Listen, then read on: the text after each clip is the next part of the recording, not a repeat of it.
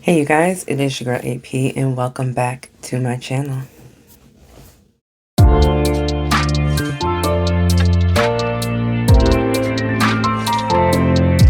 Hey y'all, so it's been a couple of weeks since I was here with my last video, and in that video we discussed healing. If you haven't watched, I'm going to link it down below in the description box, and there should be an option to click on it at the end of this video if you make it to the end. I don't know, like I always share videos with you guys that surrounding content or subjects that I'm either going through, have been through, or have worked through in therapy, or might be currently working on in therapy. It's kind of cathartic for me. It's also like an introspective kind of journey through my own emotions, feelings, and helps me kind of like flesh out things. So dare I say, even sharing my thoughts here is therapeutic for me. So one of the things I want to talk about, which has come up in therapy and has actually come up in conversations just amongst my peers, is the fat experience. I'm sure it's really not a new topic. We've seen fat experience touched on in so many ways, whether it's through media, social media. You all know somebody who's fat. Some of you probably have somebody fat in your family. You may be fat. But I think the bigger issue with the fat experience is how often it kind of gets stereotyped, where everybody believes everybody's fat experience is exactly the same, and it's not. The fat experience is on a monolith. I say this all the time on this channel, and I will continue to say that. But there are commonalities in fat experience that many of us have shared. Now, there are going to be some who say, I can't relate and I don't understand. That's perfectly fine. But I want to talk about it anyway. And I want to talk about the fat experience and how being fat in this country, and that's the only country I can speak to because it's where I live, comes with trauma. And I don't want this to be like you guys are overusing the word trauma, because I get it. It's definitely a buzzword. But I really want to talk about the social impact of being fat and why it creates trauma. And so the only thing that I can do is speak from my own experience, and that's what I'm going to share. I wrote a blog article a couple years back where I discussed having a trigger warning eating disorder as a child, where it stemmed from. And it really had to do with the commentary that was made on my body from a very young age, from some well-intentioned people, sometimes my mom, sometimes people in my family, sometimes people who didn't mean anything by it. They weren't well-intentioned or malintentioned. It was just like, oh, look at the chubby kid.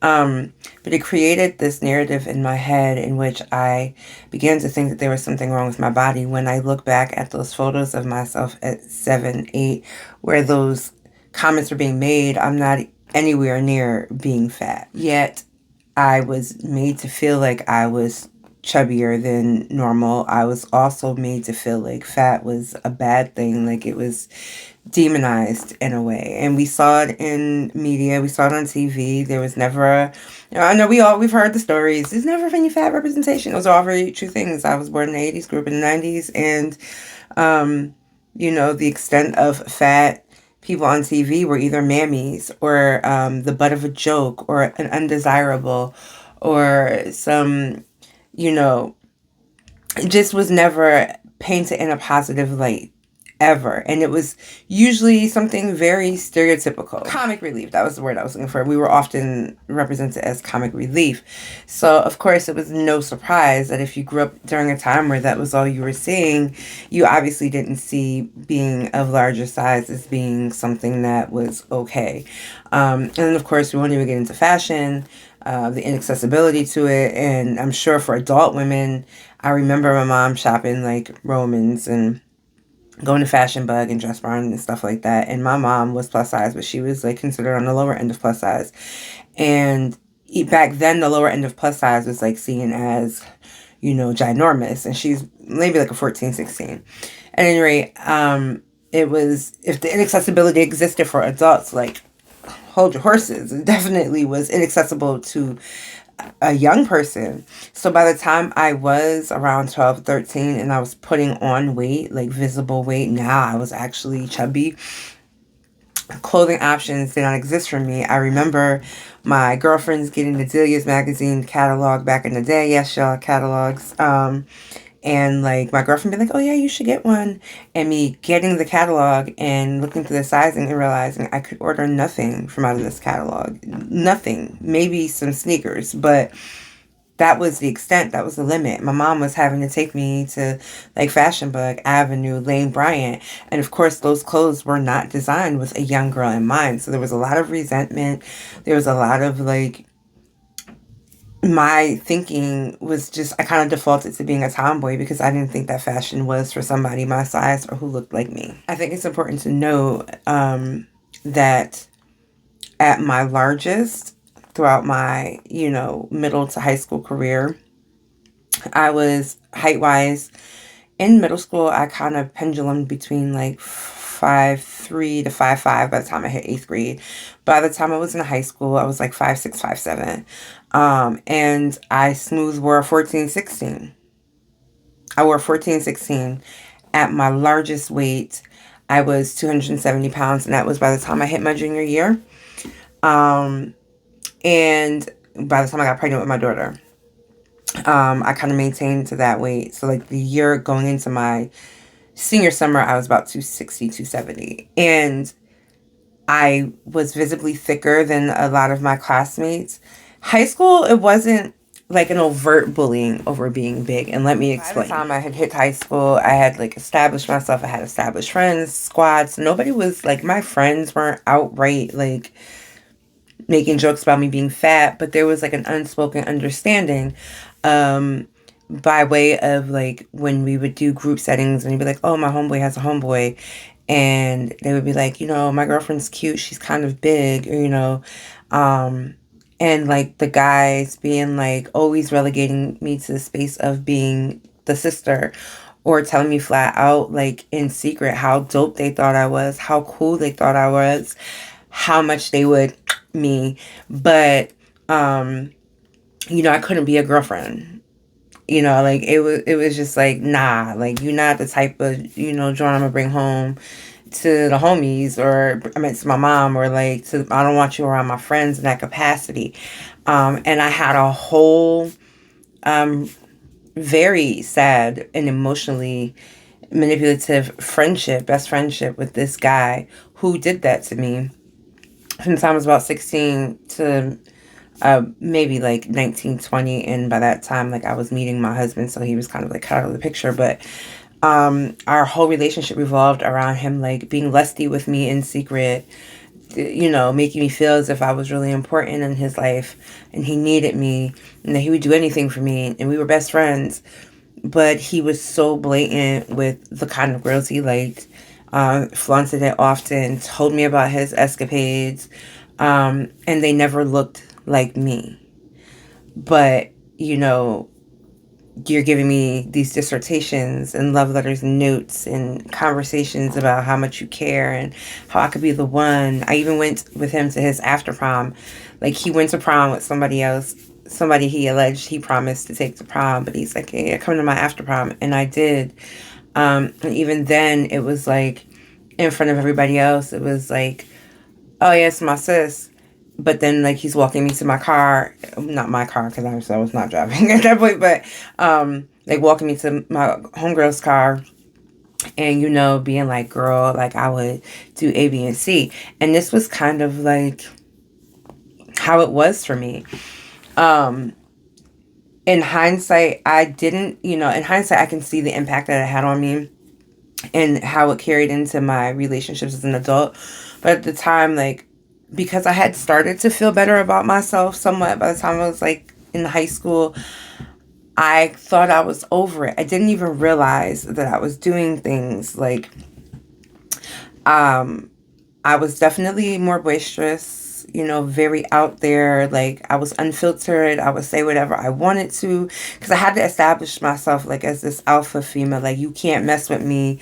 Like I'm not gonna let you tear me down. Cause I got a mouth. So sometimes I would crack jokes on myself before anybody else would. Now, of course, as a teenager, I'm not understanding how that's a defense mechanism. But it's the personality that I developed.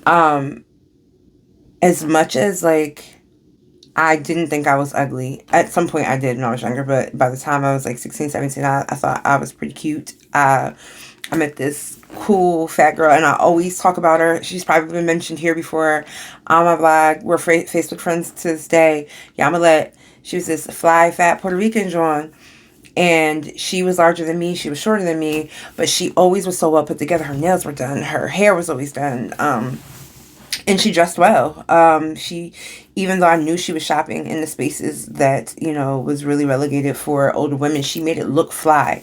And so we worked together, and after a couple of paychecks she was like, nah, come on girl, we gotta change your outfits up. And she's the one who like put me on. Of course I'm not shopping anywhere extravagance. We're going to like Dots, we're going to Rainbow, we're going to J Silver, which is in New Haven downtown. It was like the $10 store. But she was like helping me come out of my mold, so I was feeling more confident in those spaces. And by that time you could get a 14, 16 in Rainbow and at J Silver. So like I had more access by the time I was going into like early adulthood. I had more access to fashion. And Ashley Stewart had just come to New Haven where I lived at. So I had options. So I started to feel better in the fashion sense, but I was still navigating from this space of being like knowing that they just like acknowledging that my role is like the big girl in any group I'm in. Even though like I was friends with people who were big and sometimes were bigger than me.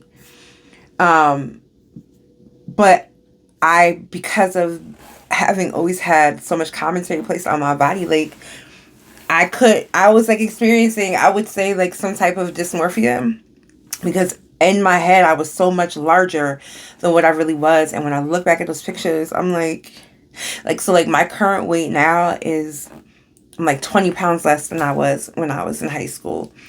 And everyone, as you know, who comments now like, girl, you're so slim, you're so small. But these were not the things that people were saying to me back then, even though I was this size. You know what I mean? Like, even though I was this size, nobody was like, well, girl, you so small, like, you so slim.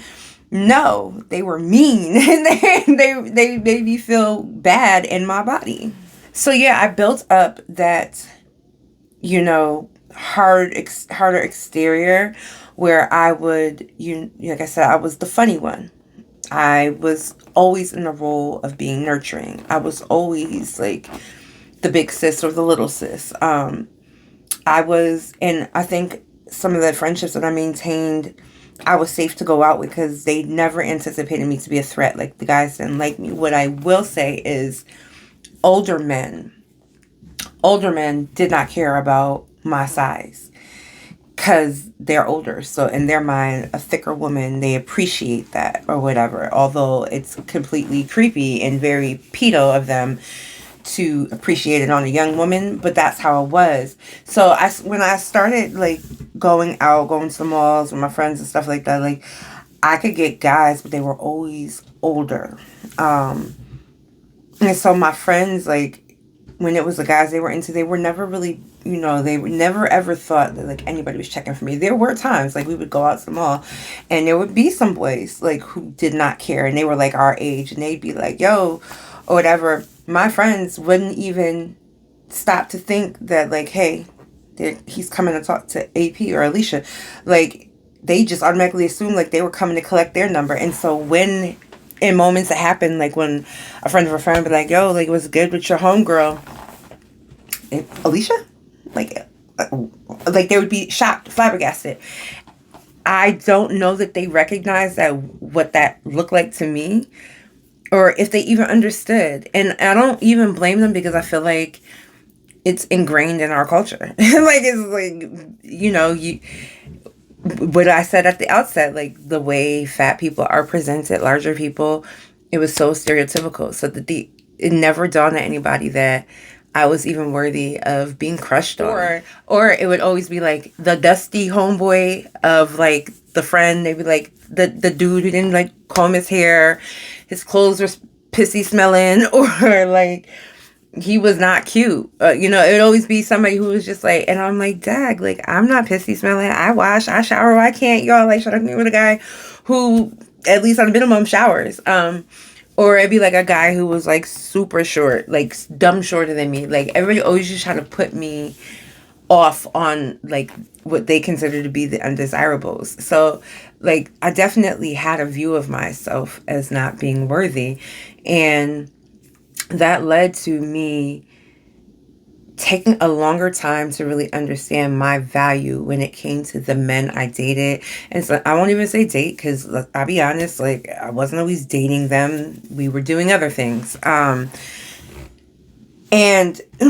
I allowed, certain behaviors, and I maintained certain friendships, not understanding that they were disrespectful to me as a person. And it is because I didn't respect myself. And I was going to learn some hard lessons. And from the time of like moving to Philly from New Haven definitely was a game changer, because I was away from everybody that I knew back home, and I was able to kind of like grow into coming to myself without any expectations of the people I grew up with kind of like wanting to pigeonhole me into like this box. And of course going to Philly, like by that time I was like 18 going on 19, like guys they're like thicker women, and they were very verbal about it. So dating wasn't like a difficulty getting asked out. It changed like drastically for me being in New Haven to being in Philly. But it also left me very, very susceptible to just entertaining stuff that I shouldn't have been entertaining, because I still was carrying the trauma of growing up fat or whatever. And so I was like self-depreciating and not even realizing that I was doing it. I was still holding on to like the tough girl act or whatever. Not that I wasn't completely witty or funny, because I was, but using it as a crutch, like my defining personality trait. Because if I could be funny enough, if I could be the loudest and the funniest in the room and be fly, like it would somehow, hide the fact that I was on the thicker side. And realizing how much I had gone into spaces, public spaces, and would willfully like shrink myself, like would do all that I could to like sit in a chair and, so I'm not spilling over, onto the person next to me, or on the train, or standing when sometimes I really just wanted to sit because I was extremely exhausted, tired. I was a cashier, I was a CNA, I was on my feet all the time, but standing so that like nobody could say like, oh, she fat, she needs to sit down. You know what I mean? Like stuff like that. And even being very proud of like my athleticism. I was very like, although I was heavy, I was very like muscular, and I still have great muscle mass to this day. I got a lot of excess skin on top of it now, but kind of like relying on that as like, oh, I could hike it anywhere in Philly. And I could. Like, I walked everywhere. I didn't have a car. So it was nothing. I was strong. I used to do shot put, hurdles, all that stuff. Like, and just kind of relying on that as like, I'm not the lazy fat person. I'm the good fatty. Like, I don't eat a lot. Like, it was a badge of honor. You know what I mean? Like, would go out places. I would be extremely hungry, but would literally not order what I wanted or eat the amount of food that I wanted, so that I didn't look like the bad fat person. This went on for years. And it wasn't until like I met my husband that a fraction of that stuff started to kind of like break down, in part because he allowed me to feel super comfortable with myself. But even in the beginning stages of our relationship, because we had met online, like we had not seen each other. And I remember asking him repeatedly, like if he was into big girls, like, cause I needed to know, like I didn't want him to like meet me or see me and be like, like she doesn't look like I thought she would. And thankfully he did not care. And never once in the history of the 17 years that we've been together has he ever said a word that made my body feel less valid. And it is that love that he led with that kind of helped me learn how to lead with love with myself. I went through all sorts of changes after having my daughter at 18. My body changed. money changed, so my ability to maintenance myself the way that I wanted to was definitely different. So I kind of defaulted back to the, as my husband likes to call it, I look like a stud, I dress like a stud. I kind of defaulted to like the sweatpants and t-shirt and the sneaker kind of thing because I couldn't afford what I wanted to do. Um, and I kind of like just relied on the fact that I had pretty hair to kind of like be my crutch. You know what I mean? Like, I know it sounds silly, but like these are the things like that I allowed to comfort me as a big woman. Like, you're big, but you know, you've got pretty hair. Everybody always says your hair is pretty. Um, it was, looking back, I'm so sad for my younger self. I'm so sad for like the things that I did and said and the way I behaved, because I wish I had been kinder to myself. But how could I know to be kind to myself when those around me weren't being kind to me? I say all this to say, I had a breakthrough in therapy a couple weeks back, and we discussed like the signs and symptoms of PTSD, and I realized that my own weight loss, like current weight loss, has triggered PTSD in me. Because although I felt very affirmed at 500 pounds, despite, you know, the physical struggles I was having with my health, I never felt ugly. I didn't feel unpretty. None of those things. The difference in the way that people talk to me now and treat me now have like triggered something in me where it's like, I'm very cognizant of the differential treatment that I've received, from my larger body to my current body. And it just, part of it makes me sad.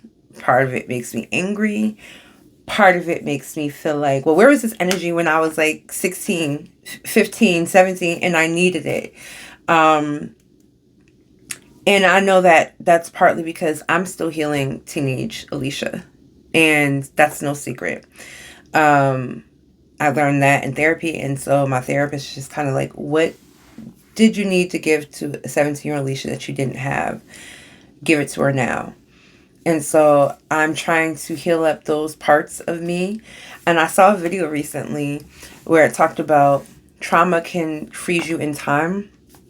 So I'm very well aware of the fact that I'm a 37-year-old woman. I'll be 38 in a few months. But in a lot of ways, sometimes I feel frozen in that space mentally. In terms of like emotions, feelings, sensations, things like that. And didn't realize that it was coming from the fact that I really felt at war with my body for a really long time. Unwarranted. Definitely unwarranted. But I gave so much power to so many people around me. But again, I didn't know that I was giving them power. And who knows that at like 15, 16, 17 years old? You don't know that.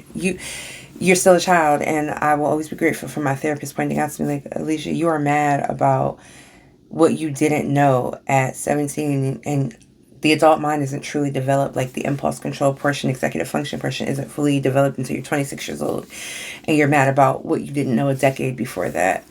And it kind of shifted my perspective heavily, and it's allowed me a space to even acknowledge that, yeah, you know, just existing in the body that you have has unintentionally created trauma in your life that I've been holding on to.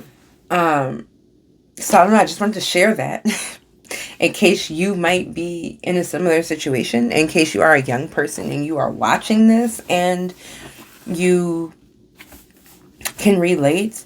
The first thing I want to tell you is you will not be 17 forever.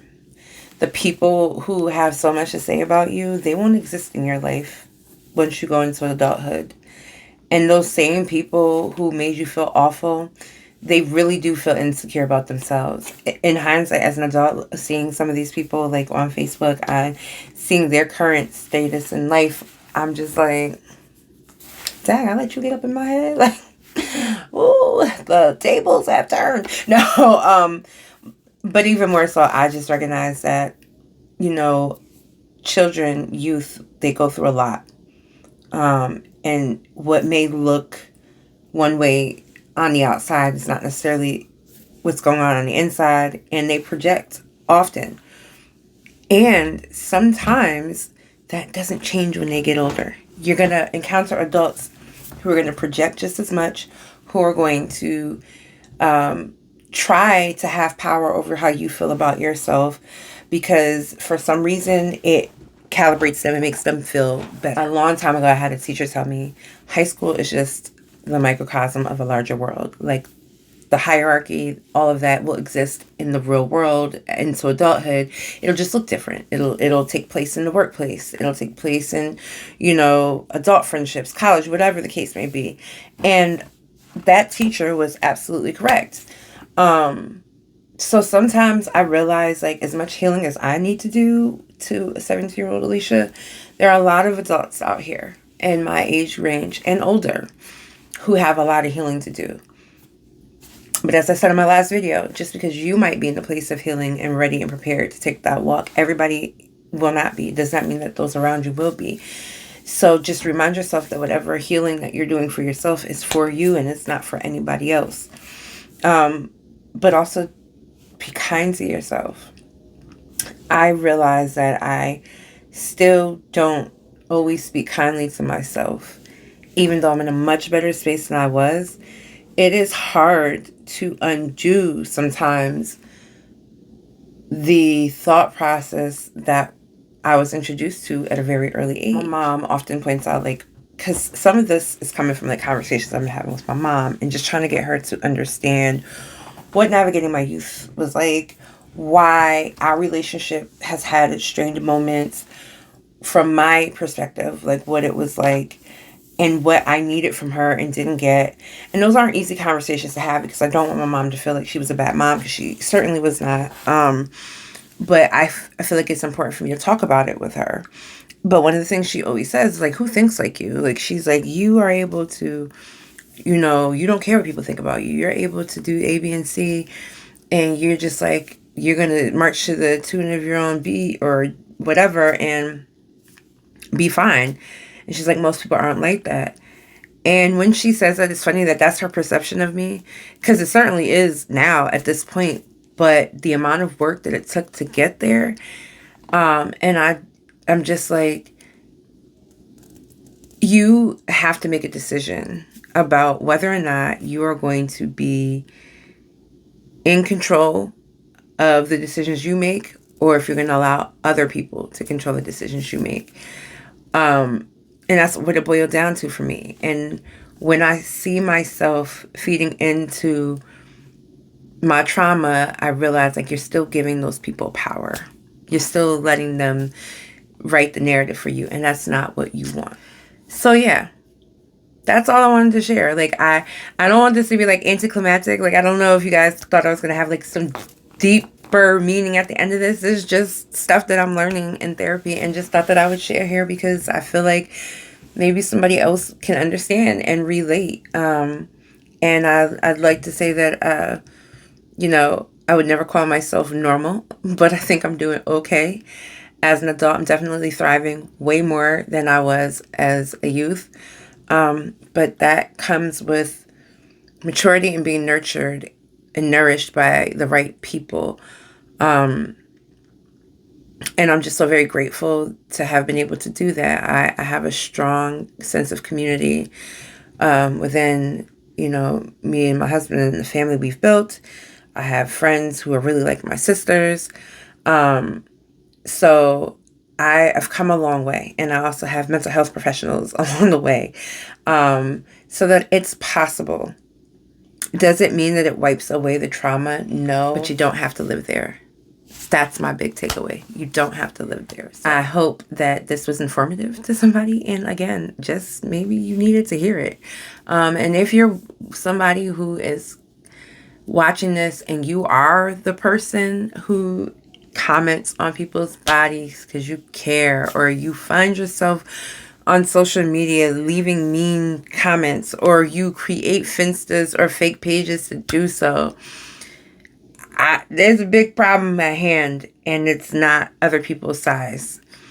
And I hope that maybe watching this will maybe like humanize fat people for you a little bit more, and maybe make you think before you speak. because the damage that can get done is truly something. At any rate, that's my story in a nutshell. I don't know when I'll be back. I'll stop promising you all like a schedule because life be lifing. I know that's gonna be my new catchphrase. Life be lifing. It do. Life be lifing, and I don't want to make promises about what I can and can't accomplish because it's one day at a time, baby.